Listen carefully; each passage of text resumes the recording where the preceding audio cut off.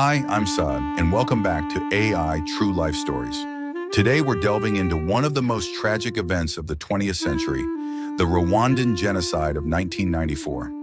This devastating event is a stark reminder of what can happen when hatred and violence go unchecked. If you're passionate about understanding history, don't forget to like, subscribe, and share your thoughts in the comments below. In April 1994, Rwanda, a small nation in East Africa, was engulfed by a wave of unimaginable violence. Over just 100 days, nearly 800,000 people were brutally slaughtered in a genocide that shocked the world. This event wasn't just a spontaneous outbreak of violence.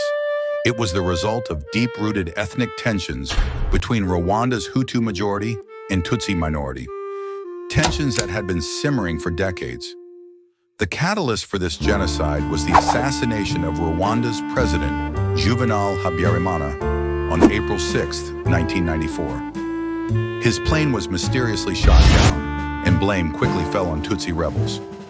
This incident ignited a firestorm of violence that had been carefully orchestrated by extremist Hutu leaders who were determined to eradicate the Tutsi population. The streets of Rwanda became rivers of blood as extremist Hutu militias, notably the Interahamwe, unleashed a campaign of terror. The brutality was unimaginable. Neighbors turned against neighbors, and entire families were wiped out in minutes. Victims were often slaughtered with machetes, clubs, and other crude weapons. The horror didn't stop at murder. Countless women were subjected to horrific sexual violence, further deepening the trauma inflicted on the nation. The scale of the massacre was staggering. Nearly 800,000 people were killed within just 100 days. This was not random chaos, but a meticulously planned campaign of extermination. As Rwanda descended into chaos, the government and militias worked hand in hand to carry out this atrocity, while the rest of the world stood by and watched. What makes this tragedy even more heart-wrenching is the international community's failure to intervene. Despite clear warnings and undeniable evidence of the unfolding genocide, the global response was woefully inadequate. The United Nations had peacekeepers on the ground, but they were too few in number and were given too limited a mandate to stop the slaughter. Calls for help went unanswered, and the world watched in horror as Rwanda burned. As the genocide finally ended, the full scale of the atrocity became clear. Bodies littered the streets and fields, and Rwanda was left in ruins, both physically and emotionally. In the aftermath, the international community was rightfully criticized for its inaction. In response, the International Criminal Tribunal for Rwanda, ICTR, was established to bring those responsible to justice.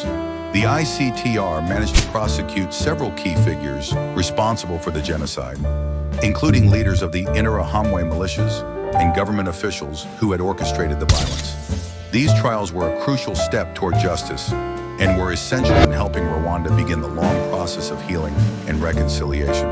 However, for the survivors and the families of the victims, justice alone could not heal the deep scars left by the genocide. The pain of loss and the trauma of the violence will linger for generations. Despite this, Rwanda has made significant strides in rebuilding itself. Through national unity and reconciliation programs, the country has sought to move forward, even though the memories of the past remain deeply etched in its collective consciousness. The Rwandan genocide is a grim reminder of the dangers of unchecked hatred and the critical need for timely international intervention in the face of such atrocities. Rwanda's journey from horror to healing offers powerful lessons in the importance of peace, justice, and the human capacity for resilience. Thank you for watching this important episode. If you want to stay informed and continue discussing these critical issues, please subscribe, hit that like button, and share your thoughts in the comments. I'm Saad, and I'll see you in the next video.